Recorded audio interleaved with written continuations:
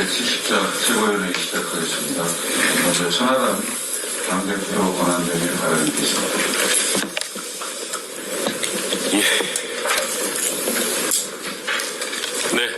더불어민주당의 박지원 의원이 이재명 대표가 혹시 안 되면 본인도 대선에 출마한다고 합니다. 조건부 대선 출마 선언인 셈입니다. 이재명 대표의 대선 출마가 좌절될 가능성을 포착하고 이를 표현해서 본인의 정치 행보와 연결하는 스킬이 역시 정치 구단답습니다. 그런데 조건부 대선 출마 가능성조차 봉쇄된 집단이 있습니다. 바로 만 40세 이하의 정치인입니다. 우리 헌법은 대통령 선거의 피선거권 연령의 하한을 40세로 규정하면서 상한은 전혀 규정하고 있지 않습니다.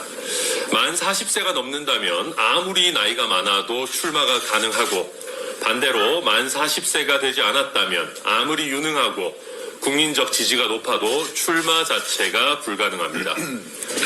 국민과 언론의 관심이 높고 후보의 역량과 비전에 관한 치열한 검증이 이루어지는 대선에 연령 제한을 둘 필요성은 없습니다. 대선 본선의 출마가 불가능한 것은 물론이고 피선거권이 있을 것을 경선 참여 요건으로 하고 있기 때문에 40세 미만의 정치인들에게는 경선 참여의 기회도 봉쇄됩니다. 이는 해당 정치인에게는 물론이고 대선 경선을 통해 경험과 인지도를 쌓을 기회가 봉쇄된다는 점에서 차세대 리더를 길러내야 할 정당과 우리 정치권 전체에도 큰 손해입니다. 저는 향후 결정된 개혁신당의 대선 후보와 상의해서 헌법상 대통령 피선거권 연령 제한 개정을 개혁신당 대선 공약으로 삼고자 합니다. 또한 개혁신당이 수권 정당이 되어서 이를 적극 추진해 나가기를 희망합니다. 이상입니다. 다음은 이기인 최고위원 발언이겠습니다. 네, 안녕하세요. 이기인입니다. 배우 김세론 씨가 세상을 떠났습니다.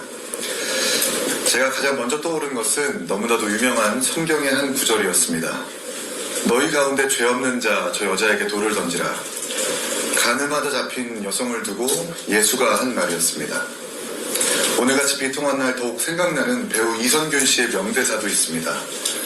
내가 내 과거를 잊고 싶어하는 만큼 다른 사람의 과거도 잊어줘야 하는 게 인간 아닙니까? 김세론 씨의 과거 일거수일투족을 정당화하자고 드리는 말씀이 아닙니다. 우리가 지금 느끼는 비통함, 참담함, 무언가 잘못되어 가고 있다는 느낌에 대해서 이야기하고자 하는 겁니다. 여러분, 우리는 지금 못나지고 있습니다. 스스로 정의의 편에 서 있다고 생각하면 죽창을 들고 몰려가 사정없이 목표물을 찌릅니다. 그 방식이 아무리 공적인 범위를 넘어서고 잔인해도 상관없습니다. 자신이 정의의 편에 서 있다고 생각한다면 말입니다. 최근 들어 이 방식은 더욱 잔혹해졌습니다. 서로를 향한 파묘는 일상이 되었고 폭로하고 또 폭로하고 어디든 끝까지 쫓아가서 기어이 대상을 짓이겨버립니다. 그리고 아무도 제지하지 않습니다. 누군가는 우리의 냄비근성이라며 뻔한 자학론을 말할지도 모릅니다. 그러나 틀렸습니다. 이런 나락보내기 문화, 소위 캔슬 컬처는 이미 1세계 선진국에서도 흔히 일어나는 일입니다. 상투적으로 우리 정치가 자성해야 한다고 말하는 것도 정확하지 않은 진단입니다. 정치가 사회 문화와 동떨어져서 존재할 수 있는 것이 아니기 때문입니다. 게다가 이 광기의 책임이 특정 정치 세력에게 있는 것도 아닙니다. 사회 모두가 상대를 공격할 수 있을 때에는 서로가 서로에게 아무렇지도 않게 죽창을 휘둘렀습니다. 그러니 누구도 신사협정을 제안할 자격이 없습니다. 때로는 저 역시도 가늠한 여성에게 돌을 던지자고 말했던 바리새인이었을지도 모릅니다. 정파적 이해에 따라, 그리고 원래 여론전은 그렇게 해야 하는 거라며 그 선을 아슬아슬하게 넘나들었을지도 모릅니다. 그래서 오늘 저는 고인이 된 김세론 씨에게 던질 돌이 없습니다. 그럼에도 불구하고 감히 말씀드립니다. 아무리 변해야 할 것 투성이인 대한민국이지만 저는 보수를 표방하는 정치인으로서 우리가 소중히 지켜야 할 사회적 가치와 미덕이 있다고 생각합니다. 죽창의 아수라장이 펼쳐질 때 서로를 향한 끝없는 미투와 비투와 학투가 이어질 때 과거에는 이에 단호히 반대하면서 상식과 문명을 이야기하던 목소리가 있었습니다. 그래도 이렇게까지 하는 건 과도하다며 하다못해 죄는 미워해도 사람은 미워하지 말자고 했었던 국민들이 있었습니다. 요즘은 가해자에게 서사를 부여하지 말라고들 합니다. 잘못한 사람을 법적으로 처벌하는 것과 그의 삶에도 서사가 있음을 살펴보는 것이 왜 공존할 수 없는 일입니까? 아무리 천인공노한 일을 한 사람에게도 두 번째 기회를 주는 것, 사적 제재로 누군가를 인격살해하지 않는 것, 섣불리 판단해서 집단으로 린치를 하지 않는 것, 이 모든 것이 놀랍게도 불과 몇 년 전까지만 해도 우리 사회가 지키려고 노력했던 가치들입니다. 이제 이 지옥도를 멈춰야 합니다.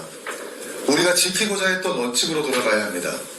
서로를 낭떠러지로 밀어 넣어야 직성이 풀리는 사회는 인간의 얼굴을 하고 있지 않습니다. 누군가 잘못을 저질렀다면 법이 그를 처벌할 것입니다. 아무리 공정의 가치가 무너진 사회에서도 그를 바로 세우겠다며 손쉽게 죽창을 드는 것은 결코 정의가 될 수 없습니다. 그 원칙이 살아있는 사회야말로 그동안 여러 시행착오를 거치며 만들어낸 근대 법치국가의 모습이라고 생각합니다. 서두에 말씀드린 드라마 나의 아저씨의 한 대목은 이렇게 이어집니다. 계속해서 다그치는 상사에게 이성균 배우가 말합니다. 회사는 기계가 다니는 데입니까? 인간이 다니는 데입니다. 모쪼록 우리 사회가 인간을 닮은 사회가 되었으면 좋겠습니다. 이 숨막히는 지옥 열차를 멈춰 세웠으면 좋겠습니다. 진심으로 고 김새론 씨의 명복을 빕니다. 제가 할 수 있는 일을 하겠습니다. 이상입니다. 다음 전성균 최고위원 계십니다. 네, 안녕하십니까. 전성균 최고위원입니다. 제가 지난 최고위에서 100명의 청년이 28개의 직장을 두고 경쟁한다고 발언한 바가 있습니다. 이런 사회에서 기득권은 28개의 직장을 잡을 수 있도록 노력해라라고 말하고 있습니다. 경쟁사회다라고 말입니다. 틀렸습니다. 기득권이 미래 먹거리로 게임 체인지를 하지 않으니까 직장이 28개만 남은 것입니다. 기득권의 방만한 태도가 미래 세대들에게 피해를 준 것입니다. 대한민국은 AI 패권 경쟁에서 미온적 태도로 있을 겁니까? 정부는 첨단 산업을 육성하겠다고 하지만 현실은 AI 인재들을 해외로 빠져나가고 국내 AI 산업은 성장할 기회를 놓치고 있습니다. 이것이 대한민국 AI의 현실입니다. 현재 대한민국의 AI 관련된 학과는 106개밖에 불과합니다. 그러나 상당수는 단순히 기존 학과에서 AI 과목만 몇 개를 추가한 수준에 그치고 있습니다. 교수진은 부족하고 정원 확대조차 수도권 정비 계획법 등의 규제에 막혀 제대로 이루어지지 않고 있습니다. 서울대 컴퓨터공학과는 정원이 20년 동안 겨우 9명이 늘었지만 같은 기간 미국 스탠퍼드는 100명에서 800명으로 늘어났습니다. 우리는 20년째 제자리 걸음을 하고 있습니다. 이런 현실에서 AI를 전공한 청년들은 결국 해외로 떠날 수밖에 없습니다. 2022년도 기준 AI 대학원 졸업자의 40%가 해외로 유출되고 있고 이 흐름은 점점 가속화되고 있습니다. 중국 딥시크 같은 기업이 2억 5천만 원의 연봉을 제시하며 한국의 AI 인재를 빼가고 있습니다. 우리는 이 상황을 막을 준비가 되어 있습니까? 없습니다. 딥시크 사례만 보더라도 앞으로 AI 기술은 상향 평준화가 될 것이고 그로 인해 가격 경쟁력이 핵심이 될 것입니다. 그러나 그 사회에서 우리가 이대로라면 가격 경쟁력을 가질 수 없을 것입니다. AI는 로봇, 모빌리티, 금융, 제조, 의료산업과 같이 결합하여 새로운 산업으로 발전될 것이고 하지만 정부가 규제를 발목을 잡는다면 민간 글로벌의 수준의 연봉을 지급하지 않는 현실이라면 AI는 대한민국에서 미래가 없습니다. 대학 정원을 제한하는 수도권 정비 개혁법을 개정하고 AI, 반도체, 바이오 등 첨단 산업 학과의 정원 규제를 폐지해야 합니다. 늘릴 필요가 없었던 의대 정원을 늘릴 것이 아니라 미래 산업 정원을 확대해야 합니다. 당연히 무장정 늘린다고 당연히 답이 될 수 없습니다. 국내 기업이 AI 인재에게 글로벌 수준의 연봉을 지급하도록 하고 정부는 기업이 혁신할 수 있도록 규제를 철폐해줘야 합니다. 명시된 것만 할 수 있는 포지티브 규제가 하는 것이 아니라 명시된 것 외에 다 할 수 있는 네거티브 규제로 전환해야 합니다. 수도권의 학생 수를 늘린 만큼 수도권과 비수도권 간의 협력을 통해 AI 연구 개발을 거점을 확장해야 합니다. 민주당이 제안한 35조의 규모의 슈퍼 추경 중 13조 원을 민생회복 지원금으로 사용하는 것은 대한민국 성장 동력을 갉아먹는 정책입니다. 단기적인 소비 진작이 아니라 AI, 반도체, 바이오 등 대한민국 미래를 책임질 산업에 대한 직접 투자로 전환해야 합니다. 지금 청년들은 AI 분야의 미래를 걸지 않습니다. 국가와 민간 기업이 관심을 기울이지 않기 때문입니다. 결국 AI 산업의 성패는 정치가 작동하느냐에 달려 있습니다. 경각심을 가지고 정치가 정부와 민간 기업을 잇고 수도권과 비수도권을 이어줘야 합니다. 좌가 우가 아니라 앞으로 봐야 합니다. 이상입니다. 다음 이재영 정치기자님 바랍니다. 이주영입니다. 쟁점, 그리고 또 쟁점. 가야 할 곳도 정해지지 않았고 몇 명이 이동해야 할지도 모르고 버스를 탈지 기차를 탈지 정해지지도 않은 상태에서 표부터 일단 끊자고 하니 하나라도 의견이 맞을 수가 있겠습니까? 지난주 보건복지위원회에서는 의료인력 수급추계기구 법제화를 위한 공청회를 개최했습니다. 정부발 의료개혁 1년, 다음 세대 전문의의 멸종과 핵심 의료의 소멸, 정통의학의 종말이라는 처참한 성적표를 받아든 정부는 아직도 핵심 의료에 대한 정부의 역할과 분배를 위한 지역개념조차 없음이 다시 한번 드러났습니다. 전국민 단일 건강보험과 요양기관 당연지정제라는 경직된 대한민국의 보건의료 환경 하에서 행정은 한두 번쯤 실패해도 되는 만만한 영역이 아닙니다. 건보 고갈과 저출산, 초고령화의 인구 변화를 앞두고 있다면 정부는 적어도 앞으로의 지속가능한 의료체계에 대한 청사진이라도 가지고 일을 해야 합니다. 국민건강보험공단에서 작성한 건강보험 통계연보 등에 따르면 2023년 65세 이상 건강보험 급여진료비는 48조 9천억 원을 기록했습니다. 5년 전인 2019년에 35조 8천억에 비해 36.6% 증가한 수치입니다. 2016년도에 690만 명이던 65세 이상 의료보장 적용의 인구는 10년 새 2배가 되었고 해당 인구의 건강보험 진료비가 최근 5년간 매년 5에서 10% 이상 증가하고 있는 점을 감안하면 지난해 65세 이상 건강보험 진료비는 50조 원을 돌파했을 것으로 추정됩니다. 저소득층 인구까지 포함한 의료보장 적용 인구는 그보다 더 많습니다. 지금껏 대한민국을 만들어 오셨고 건강보험 제도의 태동으로부터 지금까지 재정에도 가장 긴 시간 기여해 오신 어르신들에 대한 의료보장을 일거에 축소할 수는 없습니다.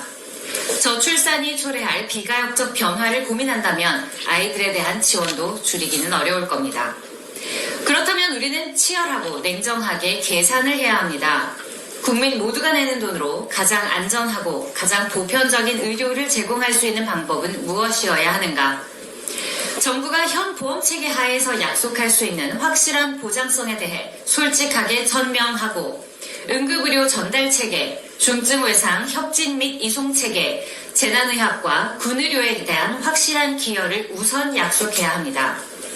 이공계 연구에서 그렇듯 의학 연구와 신의료기술 도입에 있어서도 규제를 아득히 뛰어넘을 시장의 잠재력과 정부를 언제나 앞서는 민간의 발전 속도를 인정하고 의료인들의 진료 가치 책정에 대한 자율성을 부여해야 합니다. 중증외상센터, 소아응급센터 등을 비롯한 각종 크고 작은 재난에 대비한 영역은 국토의 면적과 교통을 함께 고려한 과감한 통폐합, 집중적 지원과 현실적 운영이 필수적입니다. 지역구 정치 싸움에 이놈 저놈 떡이나 나눠주고 있을 시간이 없습니다. 이 영역을 진심으로 살리고 싶은 생각이 있다면 최소한 이런 핵심 영역 중점센터들에 대한 지원은 재정은 물론 위험을 감안한 민형사 책임까지도 정부가 기꺼이 맡아야 합니다. 추계위원회를 정부 산하로 둘 것인지 독립적 민간기구로 할 것인지 구성은 어떻게 하며 전문가들을 과반으로 채울 것인지 말 것인지 권한은 자문에 국한할 것인지 심의 혹은 의결권까지 줄 것인지 단 하나도 쟁점 아닌 것이 없고 단 하나도 합의에 이를 수 없는 공청회. 제목과 순서가 잘못되었는데 답이 나올 리가 있겠습니까? 이제 행정 고집과 정치 싸움은 내려놓고 어디를 어떻게 갈지 처음부터 분명하게 정합시다. 몇 명을 태울 수 있고 기름값은 얼마나 들지 숫자로 계산합시다. 그러면 답은 협상이 아니라 산수로 나올 일입니다. 국민 여러분, 추상적 형용사가 난무하는 보고서나 듣기 좋은 말로 무지 혹은 음험한 계략을 감추려는 사탕발림을 거절해 주십시오. 냉정한 현실을 정확히 알고 건조하더라도 일이 되게 하는 정당에 힘을 실어주십시오.